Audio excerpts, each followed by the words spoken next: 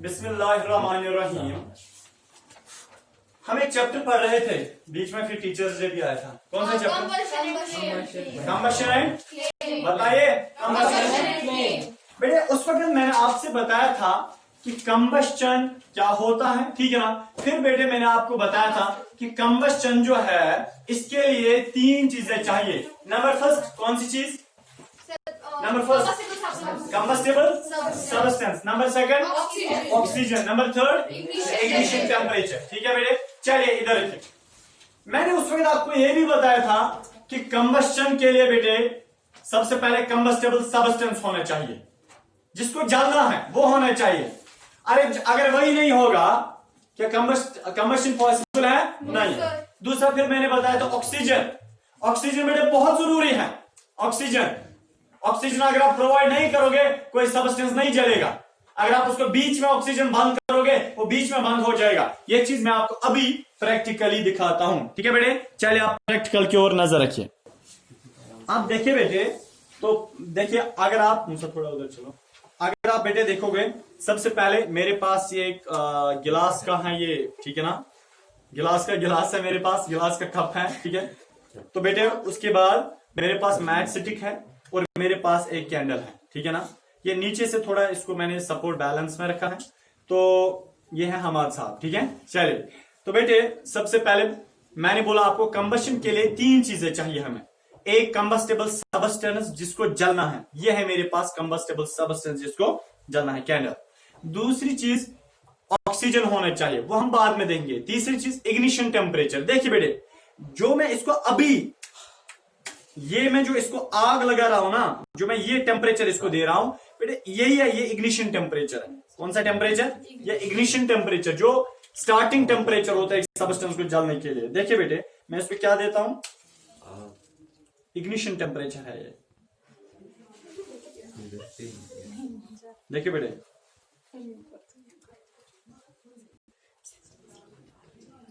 ये मैंने इसको क्या दिया, इग्निशन टेम्परेचर, और ये जलना स्टार्ट इसने किया, कंबस्शन इसने स्टार्ट किया। अब ऑक्सीजन इसको यहां से बेटे साइड में आ रहा है, इसके साथ मिल रहा है और ये जल रहा है। अगर बेटे ऑक्सीजन को मैं बंद करूं, ऑक्सीजन सप्लाई इसको बंद करूं बेटे, आहिस्ते आहिस्ते बंद हो जाएगा, तो आहिस्ते स्वत जाएगा, वो पड़ जाएगा, खत्म हो जाएगा, बंद हो जाएगा। ठीक है ना। देखिए बेटे, मैं अगर इसके ऊपर गिलास रखूं, नीचे से टाइट रखूं, जितना गिलास में साइड में ऑक्सीजन होगा ये उसको यूज करेगा, और जब वो वाला ऑक्सीजन खत्म हो जाएगा जो गिलास के अंदर है, उसने जब वो यूज किया, फिर बेटा आहिस्ते आहिस्ते ये बंद हो जाएगा। देखिए मैं इसके ऊपर गिलास रखता हूं इसलिए ताकि उसको ऑक्सीजन सप्लाई बंद हो जाए। देखिए बेटे मैंने रखा ना, देखिए आहिस्ते आहिस्ते बंद हो जाएगा। हो गया बंद, हो गया बंद हो गया। क्यों बंद होने लगा? क्यों बंद? ऑक्सीजन सप्लाई खत्म हो गई। जब ऑक्सीजन सप्लाई खत्म हो गई, हालांकि मैंने इसको कोई फूंक शुक नहीं मारी, पानी तो नहीं डाला, बुझाया तो नहीं बेटे, बल्कि ऑक्सीजन सप्लाई सिर्फ मैंने बंद की, जिसकी वजह से ऑक्सीजन ना मिलने की वजह से कंबशन स्टॉप हो गई। ठीक है बेटे, और ये क्या था? प्रैक्टिकल। ठीक है ना। चलिए अब बेटे, अब हमारे पास बेटे देखिए, आप इधर देखिए, तो मैंने आपको बताया इग्निशन टेम्परेचर सारा जरूरी होता है। सुनिए बेटे मेरे, आप इधर हमारे पास अब कुछ ऐसे सबस्टेंसेस हैं जिनका इग्निशन टेम्परेचर, स्टार्टिंग टेम्परेचर उनको कम देना पड़ता है। कुछ सबस्टेंसेस ऐसे हैं उनको स्टार्टिंग टेम्परेचर बहुत ज्यादा देना पड़ता है। ठीक है, जैसे पेट्रोल, थोड़ा सा टेम्परेचर दिखाओ, इग्निशन टेम्परेचर कम दे दो, वो जलना स्टार्ट करता है।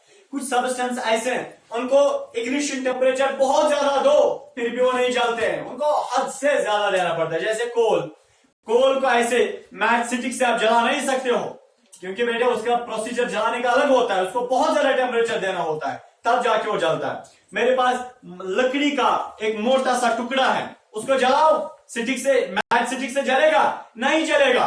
अब उसके बजाय मेरे पास एक तिनका है, लकड़ी का तिनका, वो जल्दी जल जाता है, पेपर जल्दी जल जाता है। That means some substances present in this universe have low ignition temperature and some have high ignition temperature. समझा? देखिए बेटे मैं आपको कुछ एग्जांपल देता हूं।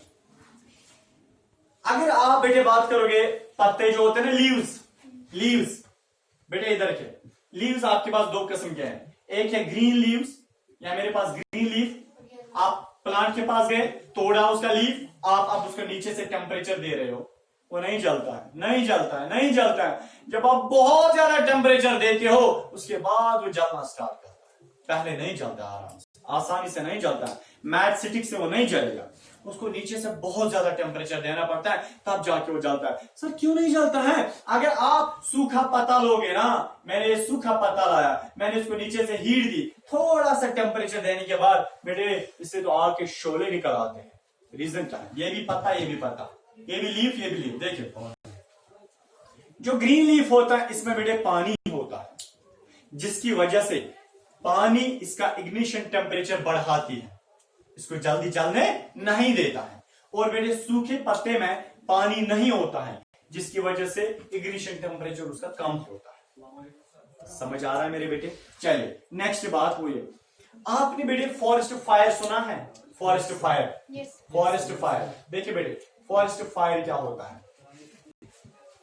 कभी जंगल में आग लगती है, खुद ही आग लगती है, कभी जंगल में खुद ही आग लगती है बेटे, और वो कैसे उसी को हम बोलते हैं फॉरेस्ट फायर।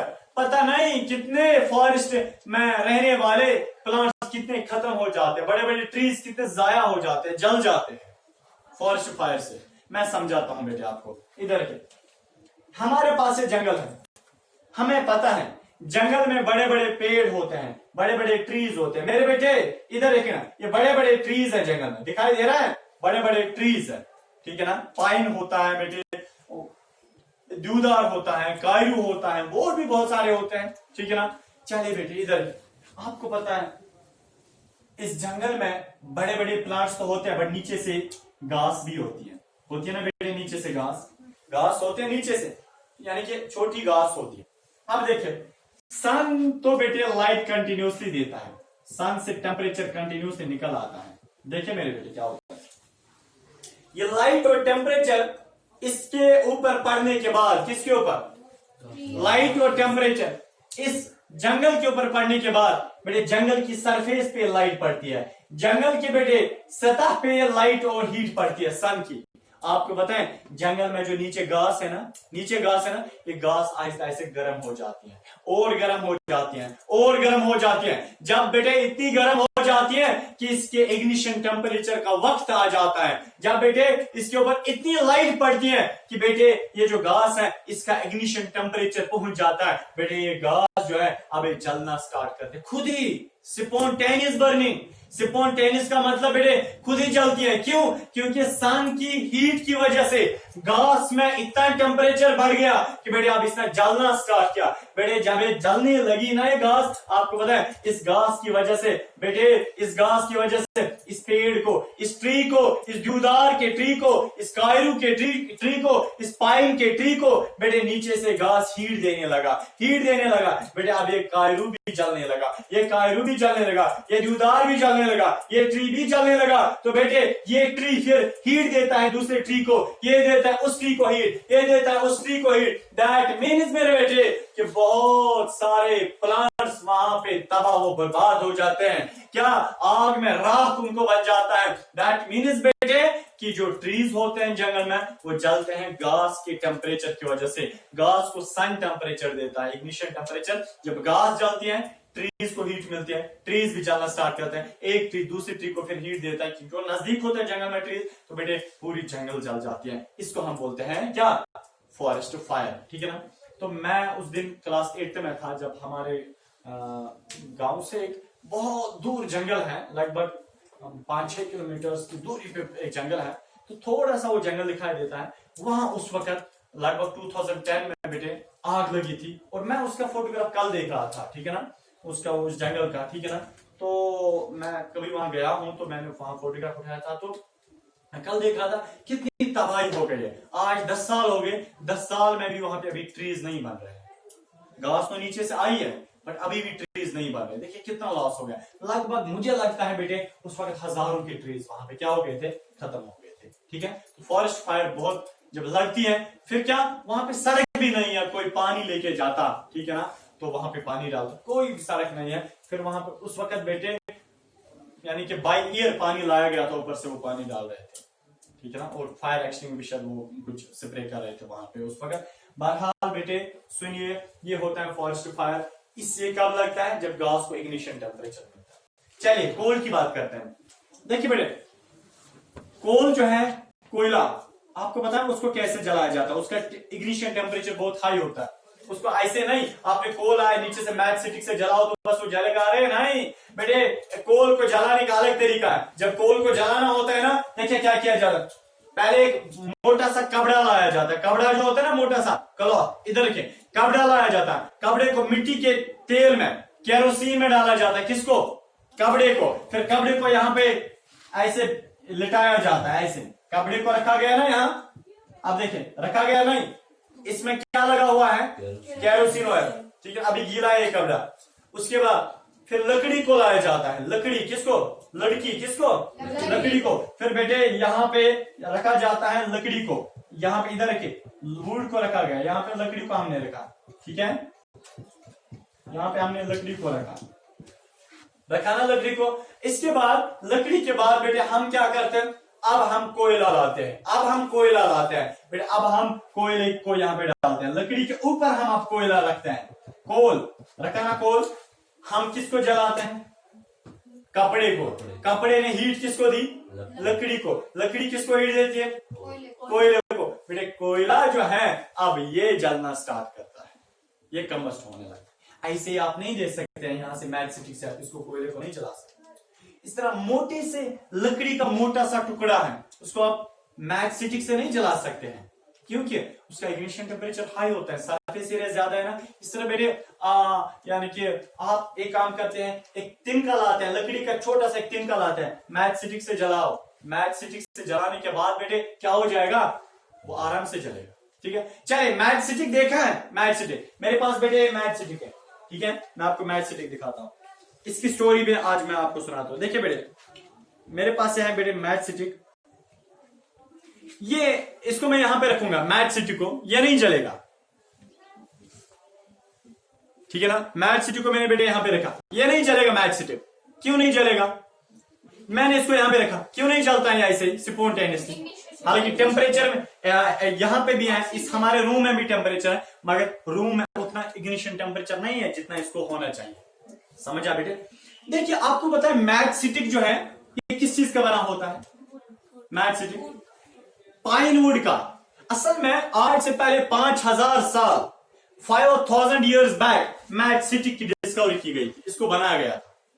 बट पहले जमाने में अलग सा मैच स्टिक हुआ करता था, उससे बहुत सारे लोगों को बहुत सारे यानी कि वारिया प्रॉब्लम, सीएनएस नर्व यानी कि जो हमारा नर्वस सिस्टम होता है उसमें उनको बहुत ज्यादा प्रॉब्लम हो गई, बहुत ज्यादा प्रॉब्लम हो गई नर्वस सिस्टम में।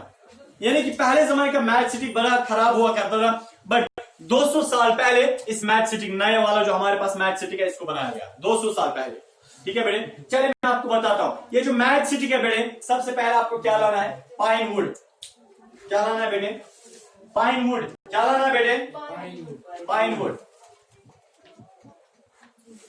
उसके बाद आपको लाना है एक केमिकल सब्सटेंस, उसका नाम है एंटीमनी ट्राइसल्फाइड। Antimony trisulphide. देखिए बेटे, एंटीमनी ट्राइसल्फाइड, एंटीमनी ट्राइसल्फाइड। किसमें? देखिए मेरे पास है मैच स्टिक, आपने क्या लाया? पाइन वुड, ठीक है ना। उसके बाद एंटीमनी ट्राइसल्फाइड, उसके बाद पोटेशियम क्लोरेट, पोटेशियम क्लोरेट, ठीक है बेटे, पोटेशियम क्लोरेट लाया। उसके बाद बेटे white phosphorus, white phosphorus, phosphorus. सुनिए बेटे क्या करना है, आपको मैच स्टिक बनाना है, आपको मैच स्टिक बनाना है, मार्च से तुच्छ होता है बनाओ, ठीक है।